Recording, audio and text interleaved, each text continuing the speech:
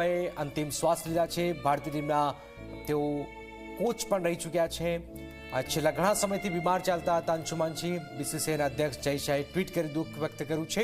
સમગ્ર ક્રિકેટ જગત માટે આ હૃદય ધરાવક ઘટના છે. અંશુમન ગાયકવાડજીનો 1975થી 1987 સુધી તેઓ ભારતીય ક્રિકેટ રમ્યા છે. 40 ટેસ્ટ તેઓ રમ્યા છે અને 15 ઓડીઆઈ વન ડે તેઓ રમ્યા છે. 1985 રન બનાવ્યા હતા, જેમાં પાકિસ્તાન સામે 201નો તેમનો સર્વોચ્ચ સ્કોર પણ કહેવાય છે. આ ઉપરાંત ભારતીય ક્રિકેટ ટીમના કોચ પણ તેઓ રહી ચૂક્યા છે. 1997થી 1999 સુધી તેઓ કોચ તરીકે રહ્યા હતા અને અનેક ખૂબ જ મહત્વપૂર્ણ ભારતીય ક્રિકેટ ટીમમાં યોગદાન રહ્યું છે. અને ઘણા લાંબા સમયથી તેઓ બીમાર હતા. લંડન ગયા, લંડન બાદ વડોદરા આવ્યા અને છેલ્લે અહીંયા તેમને અંતિમ શ્વાસ લીધા છે. તો ક્રિકેટ જગતમાંથી આ દુઃખદ સમાચાર છે. વડોદરાના અંશુમન ગાયકવાડજી આપણી વચ્ચે રહ્યા નથી.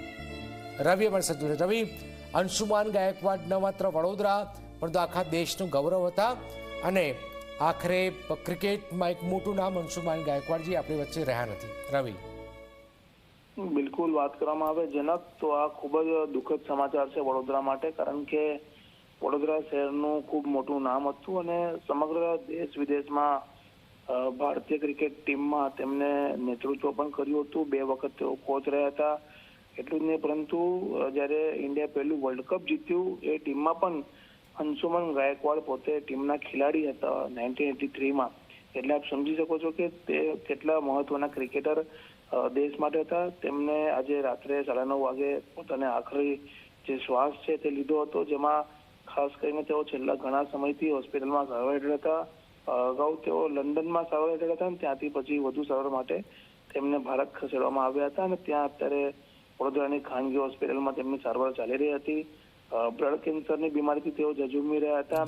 મહત્વની બાબત છે કે બીસીસીઆઈ દ્વારા તાજેતરમાં જ તેમને સારવાર માટે 1 કરોડ રૂપિયાની સહાય પણ આપવામાં આવી હતી અને કપિલ દેવ સહિતના જે ખેલાડીઓ છે તેમને બીસીસીઆઈને વાત પણ કરી હતી કે તેમને સારવાર માટે મદદ કરવામાં આવે.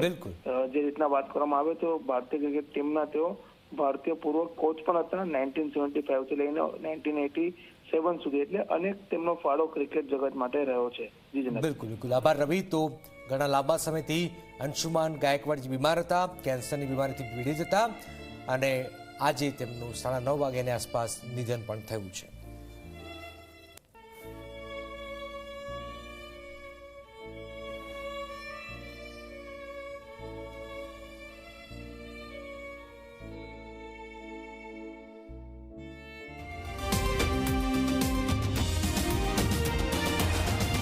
Channel partner Airtel 5G+.